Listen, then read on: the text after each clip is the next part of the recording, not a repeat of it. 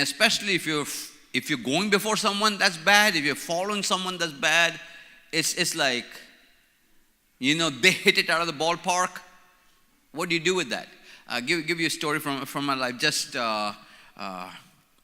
in January, it was a year ago. I was in Philippines at Manila, and doing a conference on discipleship for 26 Asian countries. Big church. The church would seat 10,000 people. So amazing place. So they invited 2 speakers to this conference. 2 Indian speakers to this conference. I was one Indian. The other Indian was Ravi Zacharias. My point. You just made my point. So I'll tell you, I'll be very transparent with you right now. I'll be very transparent with you. Did you not just feel bad for me immediately right there? Did you not just want to just sympathize with me and say, hey, Sam, you're good, man. You're all right. Yeah, you're all right. You're not that bad. He's good, but you're good too. You're good too. Don't you feel like encouraging spirit coming on you right now? Like, So I'm going to take you into that room. A little over 10,000 people. Amazing. I got pictures on my phone. I can show you. Amazing platform. My wife and I, Brenda and I, are sitting on the front row. And Ravi is just going on. He's making up words that we know they are not such words, but because it's Ravi, it has to be a word. He's quoting people. He's making, he is amazing. PowerPoints. He has a suit and a tie on. I had skinny jeans. He's been to that conference 30 times. It was my first time. They didn't know me, they knew him. So I'm sitting there, I'm just saying, Lord, let him do really bad. I'm just.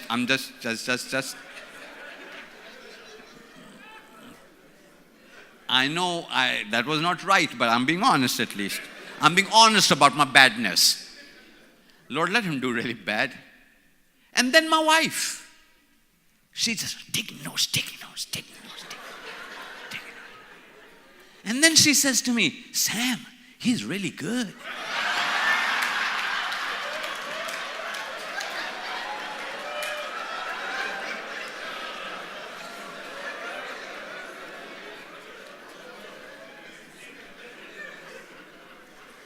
She could have said something like, he's okay, but man, you're awesome. And there was no break. Pastor Tola, there was no break. So the way they had it was, he would finish up and come down. I know Ravi, he lives in Atlanta, so I know him, once a year we get together for lunch, talk about nothing, but that's how it is. So the deal was, he was going to finish up his work. He's going to walk down. Then the bumper video is going to come up, introducing me on the screens. Amazing, huge screens.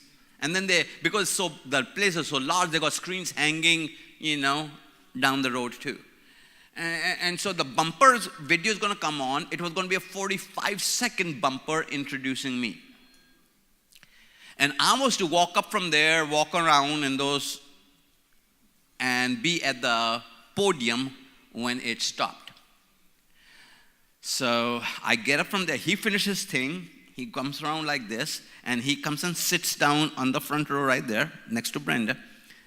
I get up when the bumper starts, walk around, come on over here. When I'm standing here, I had nothing. There was nowhere for me to go. He was amazing. And I had what I've been talking about, this kind of stuff.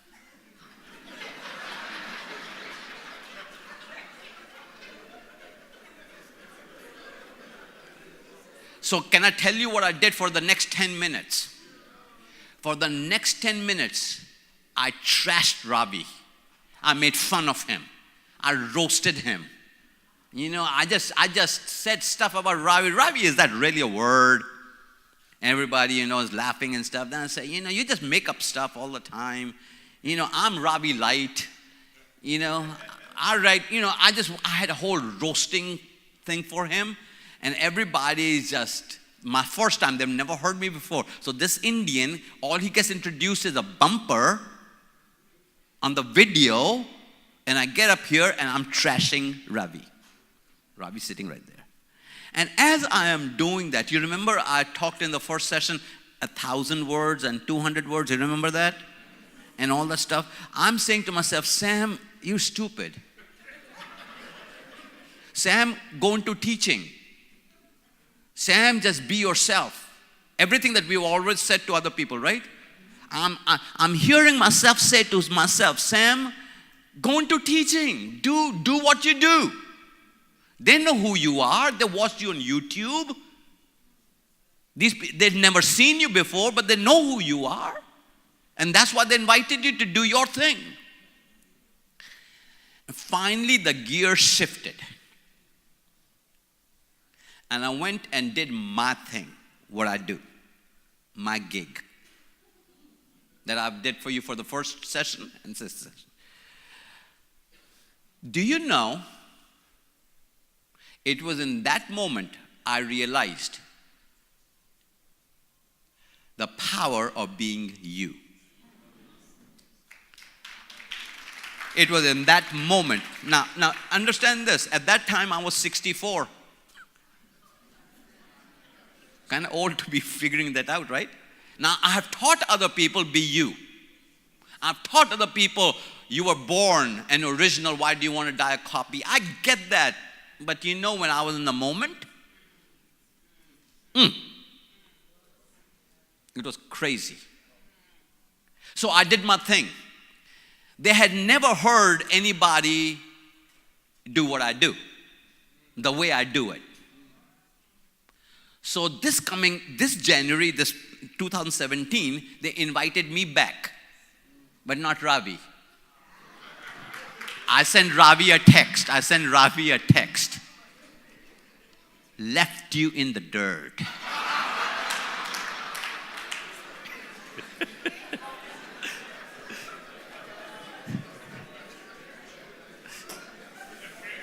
They called me back. Where are you? Question mark, question mark, question mark, question mark, question mark. Smiley faces.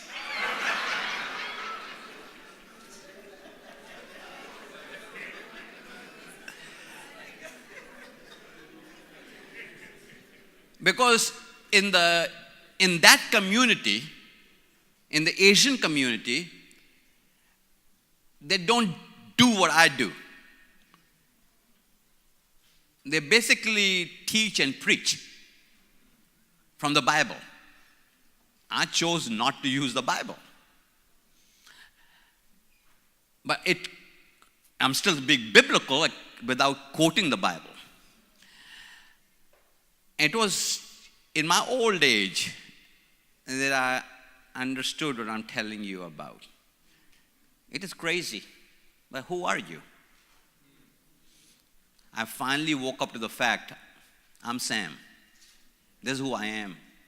This is what I do. I'm not him, I'm not her. I can preach like that, I don't teach like that. This is just me. I just did a conference 3 weeks ago in Columbus, Ohio, at a church that's a Word of Faith church. Word of Faith. Now that I got comfortable in that, I was okay with it, but I'm going to tell you the story. Word of Faith church. Now, if you don't know what Word of Faith people preach from the Bible. I mean, they'll take you 2 Thessalonians, Jeremiah, Exodus, Revelation, turn your book to Galatians. I mean, you will flip the Bible the whole time. If you can remember Creflo Dollar's teaching, you just wear your Bible out. So they are Bible people. By now you know I'm a Bible person, but I'm not a Bible person. Nobody's ever accused me of being deeply spiritual. Just not me. My dad was. I'm not. I pray, but that's about it. And there I am. There were two speakers before me, and they just went through the Bible. I'm talking about every one of them used at least 35, 40 texts in one message. That's the style. And then I get up there and do my thing. All I'm saying to you is, don't wait as long as Sam. Don't grow old like me till you wake up to the fact saying, I'm me. That God did not put me on the planet and then give me a purpose. He had a purpose. Therefore, He put me on the planet. The purpose was here on the planet before He put me here. So be yourself. Who am I? Let me give you another question to ask yourself. What time is it? What time is it? The question of maturity. What time is it? The question of maturity. The question of maturity. I have another confession for you. I know my life, I should be further down the road in my maturity than I am. I should be in a different place in my life, in maturity. So why is it when somebody cuts me off in traffic, I want to wave at them with half a peace sign? Why is it when somebody does something wrong, I feel like saying some words? I should be further down the road. What time is it? Should I be more mature than I am? When my wife and I are having an argument, well, Brenda and I don't have arguments. Brenda and I have vigorous interchange of concerned ideas.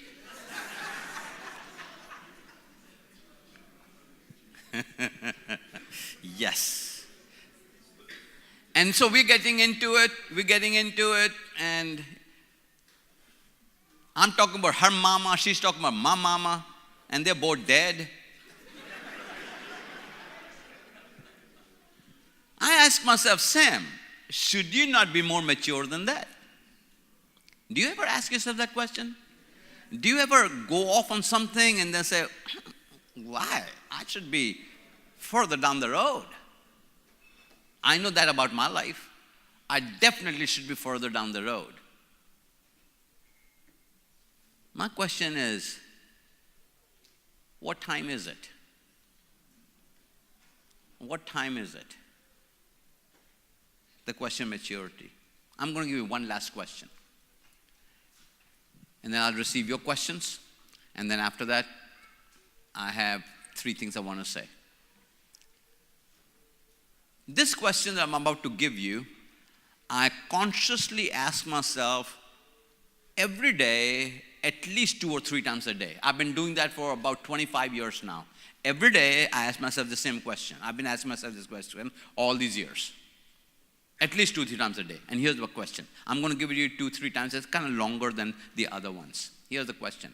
What is it about me that will keep me from becoming all that God intends for me to be? What is it about who? Me. That will keep me from becoming all that God intends for me to be. I give you another 10 seconds to write, and then I want us to say that together. Here we go. 1, 2, 3. What is it about that will keep from becoming all that God intends for me to be? Because the question is about my own responsibility for my own life. How many of you know you cannot change another soul? I can't change my wife, she can't change me. We've been trying it. Hasn't worked out that well.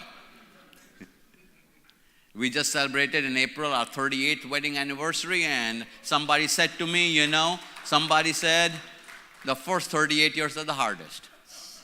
After that, it's easy. So I'm looking forward to that prophecy.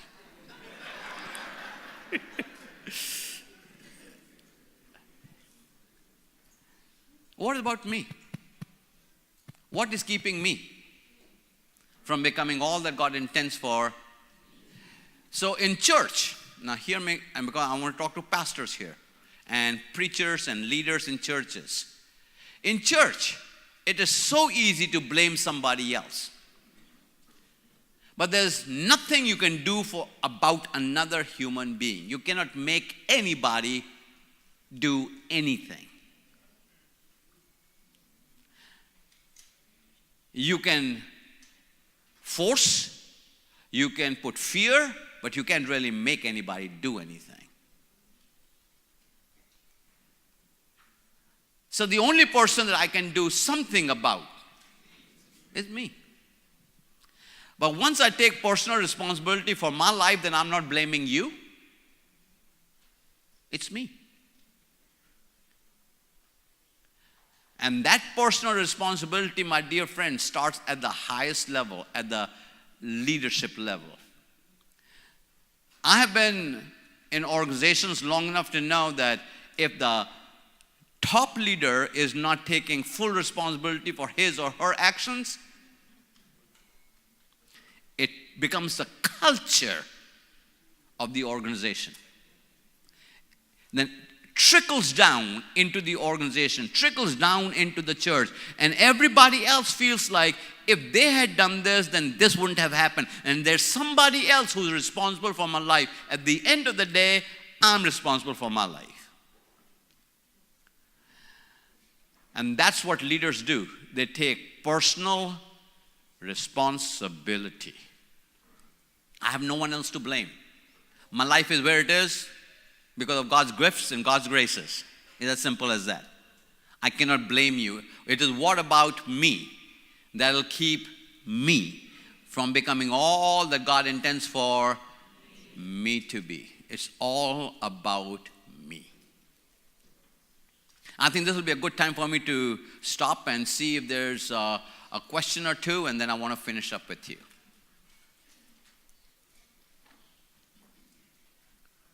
Pastor Tola, I forgot. Am I supposed to end at 4:45? Is that the schedule? Okay, good. Yes, there's a question right there. Yeah, I was just looking at your scripture for 3:12:70 cult, and I was thinking, where would if you are opportunity to have a spouse, which structure will it fall into? And maybe probably you have kids in the 3:12:70 and cult. Where would they fall into? Where would you fall into? Where would your spouse? My spouse? Yeah. My spouse? Or maybe your kids. My spouse is part of all of this.